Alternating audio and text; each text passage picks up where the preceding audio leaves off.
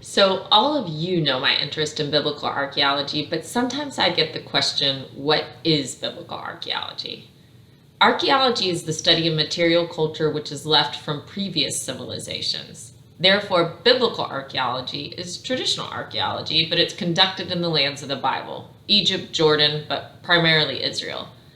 I see biblical archaeology as any excavation or study of epigraphic materials that shed light on the biblical narrative or broaden the context. There are many archaeologists working in Israel that do not refer to themselves as biblical archaeologists, and they resent the term. Archaeologist Bill Dever, for example, has proposed that the label be changed to Syro-Palestinian archaeology. That's cancel culture for you in the world of historians. Another question that comes up is, what is the point of biblical archaeology? Hebrews 11:1 says, "Now faith is confidence in what we hope for and assurance about what we do not see." So we have to be careful to always prioritize faith over evidence. God credits faithfulness as righteousness, and not a head full of fun facts about biblical historical references, as great as that can be. Biblical archaeology does have apologetic value, but I believe its greater contribution is to hermeneutics. The Bible addresses the physical realm and the spiritual realm.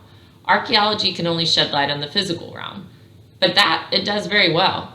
It's immensely important with biblical translations and understanding biblical chronology and geography. Archaeology gives an environmental, social, and political background to the narratives we love, but can't always imagine. One thing that I find I must be careful of in my own journey of studying archaeology is that the Bible does not become a textbook, but remains primarily a source of inspiration. The Bible must always get priority over archaeology. Archaeology gives us no insight into the principles of sinful nature, atonement, and redemption. It doesn't belong to that realm. And even though it expertly shows Abraham belongs to the Bronze Age and Joseph's story fits exactly like the Bible describes, it's difficult to find evidence of any one ancient person. In the New Testament, we have proof of Herod's cruelty and the ruling hand of Pontius Pilate, but archaeology cannot prove the virgin birth or the resurrection. The main point is that the Bible does not need to prove it true. It is true, and it is self-authenticating. The science of archaeology is speculative by its nature. Non-believers come to the field with their own bias, and believers also have their presuppositions. As Bible enthusiasts, we must be critical thinkers and alert to that fact. Also, only an exceedingly small portion of antiquity has survived.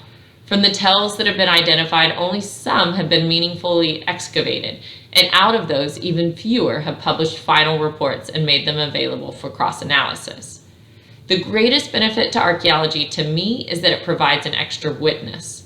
The Bible is telling one continuous story. It includes the parts that focus on redemption of a people and eventually a world, but it leaves things out as well, like the names of the pharaohs of the Exodus. Archaeology fills in and shades those parts to the Bible's story. In the process of illuminating the scriptures, studying archaeology should increase our awe of God.